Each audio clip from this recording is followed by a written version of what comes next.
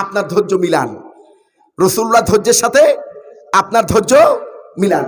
বিশ্বনবী সারাদিন পরিশ্রম করে দিনের দাওয়াত দিয়ে এক পেট ক্ষুধা নিয়ে ঘরে এসেছেন। কোথায় আসছেন? ঘরে আসছেন। ঘরে এসে দেখে আমাদের মা, রাসূলুল্লাহর স্ত্রীরা আমাদের কি হয়? মা। আমাদের মা উম্মুল মুমিনিন হযরতে আয়েশা রাদিয়াল্লাহু তাআলা আনহা আটা ছানছিলেন। আটা ছানতে ছানতে কোন সময় ঘুমায় পড়ছে আয়েশা নিজেও জানেন না। এর মধ্যে ঘরের মধ্যে ছাগল ঢুকছে। কি ঢুকছে? ছাগল কি খুব ভদ্রলোক প্রাণী? বেয়ারা প্রাণী। এই জন্য সমস্ত নবী রাসূলকে দিয়ে তাফসীর করে দেখবেন, ওলামারা আছেন, সমস্ত নবী রাসূলকে দিয়ে আল্লাহ পাক ছাগল পালাইছে। কারণ এই ছাগল এমন একটা প্রাণী যাকে আপনি রোদ থেকে বাঁচানোর জন্য, বৃষ্টি থেকে বাঁচানোর জন্য ঘরে নেবেন, ও খামি দিয়ে দাঁড়ায় থাকবে, সামনেও যাবে না পিছনেও যাবে না, ঠিক কিনা? তো নবুয়ত প্রাপ্তির পর নবী রাসূলদের এমন লোকদেরকে দাওয়াত দিতে হবে যাদেরকে জাহান্নামের আগুন থেকে বাঁচানোর জন্য চেষ্টা করবে। ইয়া কওমি ইবুদুল্লাহ মা লাকুম মিন ইলাহিন গায়রু, জাহান্নামের আগুন থেকে বাঁচানোর চেষ্টা করবে কওমদের, আর তারা উল্টো পাথর মারবে নবীদের গায়ে, ঠিক কিনা? তো ওই ছাগল ঢুকছে রাসূলুল্লাহর ঘরে। আর মা, আমাদের মা উম্মুল মুমিনিন হযরতে আয়েশা রাদিয়াল্লাহু তাআলা আনহা, তিনি আটা ছেনছিলেন, সে আটা খেয়ে সব শেষ করছে। এরপরে ছাগলের কামড়টা লাগছে হযরতে আয়েশার আঙ্গুলে। তখন আয়েশা লাফ দিয়ে উঠছে আর দেখে রাসূলুল্লাহ দাঁড়ানো। এখন রাসূলুল্লাহ এক পেট ক্ষুধা, রুটি তৈরি হয়নি দুপুরবেলা, ছাগলে আটা খেয়ে বের হয়ে গেল এই মাত্র। আয়েশার ঘুম ভাঙলো। ওইখানে যদি আপনি দাঁড়ানো থাকতেন তাহলে কি করতেন? এক চাচা বলছে মায়ের শুরু করে দিতাম। এক চাচা কি বলেছে? এক ভাইও বললেন যে মায়ের। কিন্তু আপনার আমার নবী, বিশ্ব নবী জনাবে মুহাম্মদুর রাসূলুল্লাহ সাল্লাল্লাহু আলাইহি ওয়াসাল্লাম রাগ করলেন না। তার সম্বোধনটা কেমন ছিল শুনুন হাদিসের ভাষায়। বিশ্ব নবী জনাবে মুহাম্মদুর রাসূলুল্লাহ সাল্লাল্লাহু আলাইহি ওয়াসাল্লাম তার স্ত্রীকে ডেকে বললেন, ইয়া হুমায়রা, বলেন আল্লাহু আকবার। ইয়া হুমায়রা, হে আমার অন্তরের লাল গোলাপ। আল্লাহু আকবার। হে আমার অন্তরের লাল গোলাপ, ছাগলে আটা খেয়েছে, তাতে কি হয়েছে? তুমি আর আমি আবার নতুন করে আটা গুলিয়ে, আটা ছেনে রুটি বানিয়ে দুইজনে একসাথে খাবো, বলেন সুবহানাল্লাহ। এই হলো বিশ্বনবী রহমাতাল লিল। এই চরিত্র কি আমরা দেখাতে পারছি? আমাদের হুজুরদেরও মাথা গরম হয়ে যায় টাইম মতো কোনো কিছু না হলে, ঠিক কিনা? যারা রাসূলুল্লাহর সুন্নাতের ফেরিওয়ালা, আমাদেরও উল্টো পাল্টা হলে কি হয়? মাথা গরম হয় না? এটা হওয়া যাবে কি? যারা আমরা রাসূলুল্লাহর সুন্নাতের অনুসারী, রাসূলুল্লাহর সিরাত সুরাত সবকিছুকে অনুকরণ করতে হবে। সবকিছু খালি মেসাক করলাম, মেসাক তো করবই, পাশাপাশি রাসূলুল্লাহ যে মিষ্টি মিষ্টি কথা বলতেন সেটাও আমাদেরকে বলতে হবে, ঠিক কিনা? রাসূলুল্লাহ মিষ্টি মিষ্টি যেমন কথা বলতেন, অন্যায়ের প্রতিবাদ করতেন গর্জন দিয়ে, তাও আমাদের করতে হবে, ঠিক কিনা বলেন? ভাই আমার, বাবাজিরা আমার, আলোচনা মনে আছে কিনা? আব্দুর রহমান বিশ্ব নবীর দরবারে পৌঁছালেন। বিশ্ব নবী তাকে সঙ্গে সঙ্গে ক্ষমা করে দিলেন, বলেন সুবহানাল্লাহ। আর সাদ সালামীকে লক্ষ্য করে বললেন, ও সাদ, জলদি জলদি চলে যাও, মহরণের টাকা জোগাড় করো। কিসের টাকা জোগাড় করো? তোমার জন্য 600 দিরহাম মহারণা নির্ধারণ করা হলো। কত? এই মহারণা কিন্তু স্ত্রীদের অধিকার। স্ত্রীদের কি অধিকার? কিন্তু আমাদের দুর্ভাগ্যজনক হলো সত্য, একটা সত্য কথা বলবো এখানে, মা বোনরা কিন্তু দেখছেন, ভাবি সাহেবরা দেখছেন, আমাদের অনেক যুবক ভাইরা বাসর রাত্রে বউর পাও ধরে যে 5 লাখ টাকা দেবো, ওর জীবনে দিতে পারবো না, আল্লাহর রাস্তায় মাফ করে দাও। বাসর রাত আপনার সংসার জীবন শুরু হলো স্ত্রীর পা ধরে, আপনি আর কখনো স্ত্রীর সামনে মাথা উঁচু করে দাঁড়াতে পারবেন? তো এই জন্য মহারণা এমন একটা লিমিটেশন নির্ধারণ করা উচিত যে এই মহারণা টাকা পরিশোধ করার মতো তৌফিক থাকে, ঠিক কিনা? রাসূলুল্লাহ মহারণা নির্ধারণ করেছিলেন, বলেছিলেন যে পারলে একটা সোনার আংটি আনো, বলেন না ইয়া রাসূলুল্লাহ। বললেন রূপার আংটি আনো, তাও নাই। বলে লোহার আংটি আনো, তাও নাই। তাহলে 3টা সূরা শিখাই দাও। কয়টা সূরা জানো? 3টা সূরা। এই 3টা সূরা তোমার নন মুসলিম স্ত্রীকে শিখিয়ে দাও। কত সহজ রাসূলুল্লাহ করেছেন। আর আমাদের সমাজে খায় ভ্যান চালাইয়া, কি চালাইয়া? ভ্যান চালায়। আমি কাউকে ছোট করছি না, তার তো ইনকাম কম, চালায় ইজি বাইক আছে না, ছোট ক্ষুদ্র ব্যবসায়ী ফেরি করে মাল বেচে। মেয়ে পক্ষ থেকে দাবি করা হয় 5 লক্ষ টাকা দেলমোহর না হইলে আমি আমার কন্যা এই বেড়ার লোকে দিব না। আছে না এরকম? এটা কি অন্যায় না ভালো? এটা অন্যায়। বুঝে শুনে মহারণা নির্ধারণ করতে হবে, যাতে করে তার মহারণা দেওয়ার ক্ষমতার মধ্যে থাকে। ঠিক কিনা বলেন? প্রথমেই আমাদের দেশের মেয়ের বাবাদের এই চিন্তা হয়, আমার মেয়েরে যদি ছেড়ে দেয় তাহলে তো 10 লাখ টাকা আদায় করতে পারবো না। এই নিয়ত করলে তো বিসমিল্লাহ গলদ হয়ে গেল। ঠিক কিনা? নিয়ত রাখতে হবে যে আজকে এই যে দুটো হাতকে আমরা আল্লাহর কালামের বন্ধনে আবদ্ধ করে দিলাম, এই হাত যেন জান্নাতেও জোড়া লাগা থাকে। বলেন সুবহানাল্লাহ। নিয়ত হবে, তাহলে না বরকত হবে। প্রথমেই থাকে হলো মহারণার টাকা আদায় করার চিন্তা ভাবনা। ঠিক কিনা? ভাইরা আমার, বাবাজিরা আমার, বিশ্ব নবী জনাবে মুহাম্মদুর রাসূলুল্লাহ মহারণা নির্ধারণ করলেন সাদ সালামির 600 দিরহাম। কত? এর পিছনের ঘটনা আছে, কারণ আছে। কারণ রাসূলুল্লাহ বিশ্ব নবী জনাবে মুহাম্মদুর রাসূলুল্লাহ যা করেন এটা উম্মতের জন্য শিক্ষা। উম্মতের জন্য কি শিক্ষা? সাদ সালামি ইমানের দাবিতে আল্লাহকে কেমন ভালোবাসতেন, রসুলকে কেমন ভালোবাসতেন, তার নজরানা পেশ করার জন্য। বলেন সুবহানাল্লাহ। সাদ সালামি বললেন, ইয়া রাসূলুল্লাহ, ইয়া হাবিবাল্লাহ, 600 দিরহাম কোথায় পাবো? আমি তো hand to mouth, hand to, যা কামাই করি তাই খাই, পকেটে কোনো ব্যালেন্স নাই, পকেটে কোনো 600 দিরহাম পাবো কই? রাসূলুল্লাহ বললেন, যাও আমার জামাই ওসমানের কাছে যাও। ওসমানের কাছে গেল। ওসমান রাদিয়াল্লাহু তাআলা আনহু 200 দিরহাম দিলেন। কত? আর বললেন, ও সাদ, দিরহাম দিয়ে কি করবা? তখন সাদ সালামি বলছেন যে রাসূলুল্লাহ আমার বিবাহ ঠিক করেছে। এই কথা শুনে ওসমান রাদিয়াল্লাহু তাআলা আনহু 200-র সাথে আর একটু বাড়িয়ে দিলেন। বলেন সুবহানাল্লাহ। এরপরে চলে গেলেন হযরতে আলীর কাছে। আলী রাদিয়াল্লাহু তাআলা আনহু 200 দিরহাম দিলেন। কত? বিবাহের কথা শুনে আরেকটু বাড়িয়ে দিলেন। বলেন সুবহানাল্লাহ। এরপরে আব্দুর রহমান বিন আউফ, রাসূলুল্লাহর অন্যতম একজন ধনাঢ্য সাহাবী, তার কাছে গেলেন। তিনিও 200 দিরহাম, এর সাথে আর কিছু মিলাইয়া দিলেন, প্রায় 700 কাছাকাছি। এটা নিয়ে সাদ সালামি বিবাহের বাজার করার জন্য চলে গেলেন বাজারে। কষ্ট হচ্ছে না তো আপনাদের? ইমানের ভিত্তিতে ভালোবাসা কাকে বলে? সাহাবীরা কিভাবে ইমানের ভিত্তিতে আল্লাহ এবং আল্লাহ রসুলকে ভালোবেসেছেন।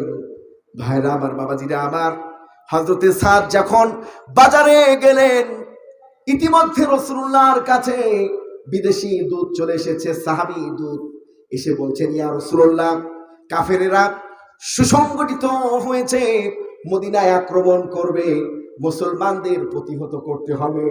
কি করতে হবে? তার মানে জিহাদের ডাক হয়েছে। কিসের ডাক হয়েছে? জিহাদের ডাক যখন হয়ে গেল, হযরতে সাদ সালামি রাদিয়াল্লাহু তাআলা আনহু কানে যখন এই ঘোষণা পৌঁছে গেলেন, হযরতে সাদ সালামি তিনি তার বিবাহের কথা ভুলে গেলেন। সুবহানাল্লাহ। বাড়ি যেয়ে বলবেন, একটু জোরে বলেন সুবহানাল্লাহ। ফুটবল খেলার মাঠে যখন লোকেরা যায়, গোল দিলে জোরে বলতে হয় যে গোল। সবাই কি বলে? গোল। এই গোল বলায় কোনো সওয়াব আছে? কোনো নেকি হবে? কোনো প্রতিফল দেওয়া হবে? মানুষ না বুঝে শুনে জোরে গোল বলে। ঠিক কিনা? এতে কোনো লাভ নাই। তবে রাসূলুল্লাহ বলছেন, যদি কেউ একবার সুবহানাল্লাহ বলে, জান্নাতের মধ্যে এমন একটা গাছ রোপণ করা হবে, ওই গাছটির ছায়া অ্যারাবিয়ান হর্স, পৃথিবীর শ্রেষ্ঠ ঘোড়া, 500 বছর দৌড়িয়ে সেই গাছের ছায়াকে অতিক্রম করতে পারবে না। তারপরেও আপনারা সুবহানাল্লাহ 2-1 কইছেন, সবাই বলেন নাই।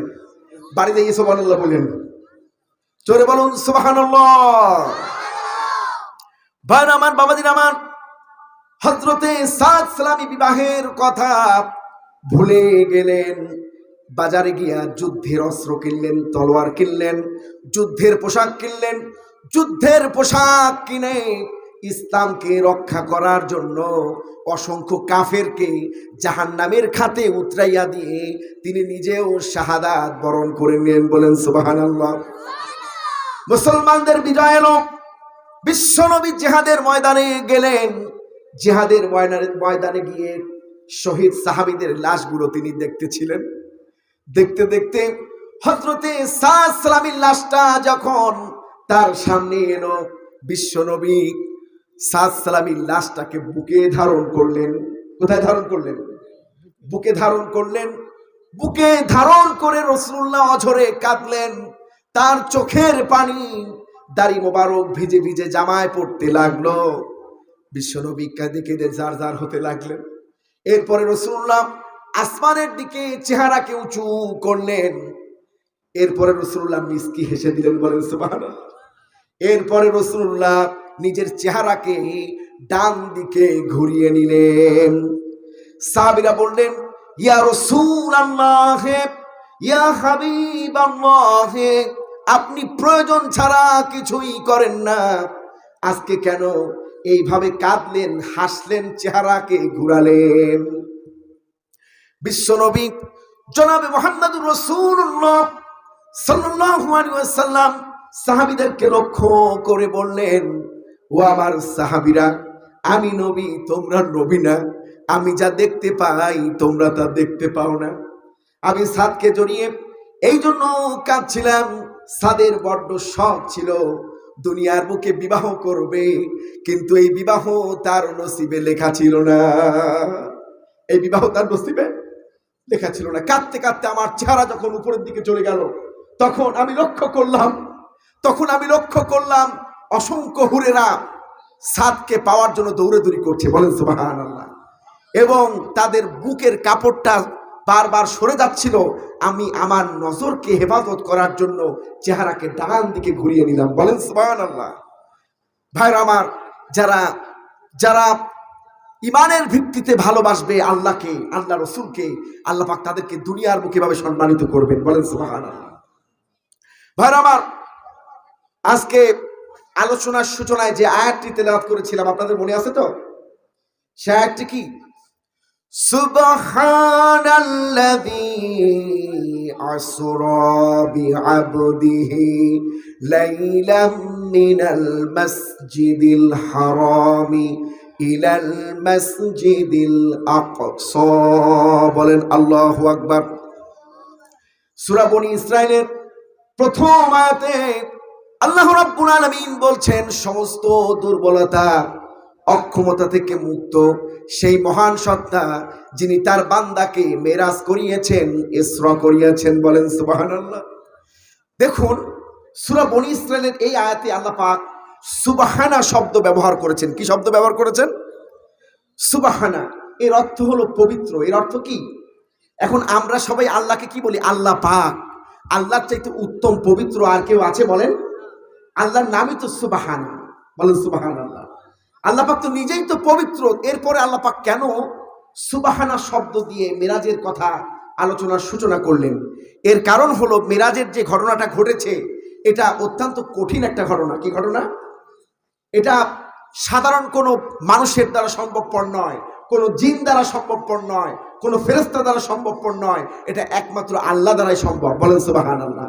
এই জন্য আল্লাহ রাব্বুল আলামিন সুবহানা শব্দ দিয়ে আল্লাহ পাক যে দুর্বলতা, অক্ষম থেকে মুক্ত, বলেন সুবহানাল্লাহ, দুর্বলতা, অক্ষমতা থেকে মুক্ত, এ কথা বুঝিয়েছেন। ও দুনিয়ার মানুষ শোনো, এই যে মেরাজ আল্লাহ ঘটালেন, এটা আল্লাহ রাব্বুল আলামিন ঘটিয়েছেন যিনি সমস্ত দুর্বলতা, অক্ষমতা থেকে মুক্ত, বলেন সুবহানাল্লাহ। ভাইরা আমার, বাবাজিরা আমার, আপনার আমার নবী, বিশ্ব নবী জনাব মুহাম্মদুর রাসূলুল্লাহ সাল্লাল্লাহু আলাইহি ওয়াসাল্লামের বয়স তখন 50 থেকে 51 বছর। 50 থেকে নবুয়তের 10 বছর অথবা 11তম বছরে তিনি তার ফুপুই উম্মে হানির বাড়িতে ছিলেন। কোথায় ছিলেন? উম্মে হানির বাড়িতে ঘুমাচ্ছিলেন, বেড়াতে গিয়েছিলেন। রাসূলুল্লাহর অন্যতম বৈশিষ্ট্য হলো রাসূলুল্লাহ আত্মীয় স্বজনের প্রতি খেয়াল রাখতেন, বলেন সুবহানাল্লাহ। আত্মীয় স্বজনের প্রতি খেয়াল রাখতেন, আত্মীয় স্বজনের খোঁজ খবর নিতেন। রাসূলুল্লাহ বলছেন, যে ব্যক্তি রক্তের সম্পর্ককে রক্ষা করে না তার ফরজ এবং ওয়াজিব আল্লাহ কবুল। আমার সাথে বলেন, এখানে অনেকে আছেন ভাইয়ের সাথে সম্পর্ক নাই, আছে না? ফুপুর সাথে সম্পর্ক নাই, বোনের সাথে সম্পর্ক নাই। আজকে যে রাত্রে মোবাইল করবেন, এই অবস্থায় যদি মৃত্যু হয় তাহলে জাহান্নাম ছাড়া কোনো উপায়। এখন প্রশ্ন হতে পারে, হুজুর আত্মীয়তার সম্পর্ক রক্ষা করতে চাই, যার সাথে রক্ষা করতে চায়, চাচাকে সালাম দিলে চাচা উত্তর দেয় না, আছে না এরকম? ফুপুরে সালাম দিলে উত্তর দেয় না, ভাই ব্রাদার সাথে সম্পর্ক নাই, সালাম দিলে উত্তর দেয় না। এখন কেমনে সম্পর্ক রিওপেন করব? আপনি সালাম দিবেন, উত্তর দিলে আলহামদুলিল্লাহ, না দিলে যে না দিল তার কপাল পড়বে, ঠিক কিনা? এই জন্য সালামের মাধ্যমে আপনি সম্পর্ক উন্নয়ন করার চেষ্টা করবেন। ফোন দিবেন, দাওয়াত করবেন, না শুনলে তার কপাল পড়লো। কিয়ামতের ময়দানে আপনি বলতে পারবেন, আল্লাহ আমি আমার বোনের সাথে সম্পর্ক খারাপ হয়েছিল, বোনের সাথে সম্পর্ক উন্নয়নের চেষ্টা করেছি, ভাইয়ের সাথে সম্পর্ক খারাপ ছিল, চেষ্টা করেছি, চাচার সাথে সম্পর্ক খারাপ ছিল, চেষ্টা করেছি উন্নতি করার জন্য, কিন্তু আমার কথা তারা শোনে নাই। কিয়ামতের দিন আপনি জবাবদিহিতা করতে পারবেন। কিন্তু যদি আপনিও মুখ ফিরায় থাকেন, তাহলে কিয়ামতের দিন কি হতে হবে? ভাইরা আমার, বাবাজিরা আমার, বিশ্ব নবী জনাবে মুহাম্মদুর রাসূলুল্লাহ উম্মে হানির বাড়িতে অবস্থান করছিলেন, ফুপির বাড়িতে অবস্থান করছিলেন। গভীর রজনীতে তিনি তার বৃদ্ধাঙ্গুলিতে স্পর্শ অনুভব করলেন। নবী করিম সাল্লাল্লাহু আলাইহি ওয়াসাল্লাম ঘুম ভেঙে দেখলেন হযরতে জিবরাইল আলাইহিস সালাম বিশ্ব নবীর বৃদ্ধাঙ্গুলিতে চুম্বন করছে। বলেন সুবহানাল্লাহ। রাসূলুল্লাহ বলছেন, ও জিবরাইল, এটা তুমি কি করলে? তুমি না একজন শ্রেষ্ঠ ফেরেশতা? বাবা আদম আলাইহিস সালাম থেকে শুরু করে আমার পর্যন্ত ওহী নেওয়ার দায়িত্ব তোমার ছিল, তুমি ওহী পৌঁছেছো, তুমি আমার পায়ে চুম্বন করছো, এর কারণ কি? হযরতে জিবরাইল আলাইহিস সালাম বলছেন, ইয়া রাসূলুল্লাহ, ইয়া হাবিবাল্লাহ, আপনার কদম মোবারক চুম্বন করে আমি নিজেকে ধন্য মনে করলাম। বলেন সুবহানাল্লাহ। কারণ এই কদম মোবারক আজকে আরশে আযিমে ভ্রমণ করবে। কোন নবী রাসূল, কোন ব্যক্তি আরশে আযিমে আপনার পূর্বে ভ্রমণ করতে পারেনি, আর কখনো পারবে না। আল্লাহ রাব্বুল আলামিন আপনাকে এই সম্মানে ভূষিত করেছেন। বলেন সুবহানাল্লাহ। বিশ্বনবী দেখলেন যে আজকে অন্যান্য দিনের ন্যায় তার ঘরের ছাদটা ফাঁকা। ঘরের ছাদটা কি? হাদিসের ভাষায় যে ঘরের ছাদ ফাঁকা ছিল। তো রাসূল করিম সাল্লাল্লাহু আলাইহি ওয়াসাল্লাম এটা জিবরাইল আলাইহিস সালামকে জিজ্ঞাসা করলেন যে অন্যান্য দিন তো তুমি ঘরের ছাদ ফাঁকা করে আসো না, দরজা দিয়ে আসো বা যেভাবে হোক আসো, ফেরেশতাদের কি দরজা লাগে আসতে? যে কোনো জায়গা থেকে আসতে পারে না। তো জিবরাইল আলাইহিস সালাম আজকে ঘরের ছাদ ফাঁকা করে আসছে। এর কারণ হলো আজকে ব্যতিক্রম কিছু ঘটতে যাচ্ছে। বলেন সুবহানাল্লাহ। এর কারণ হলো ব্যতিক্রম কিছু ঘটতে যাচ্ছে। বিশ্বনবী জনাবে মুহাম্মদুর রাসূলুল্লাহ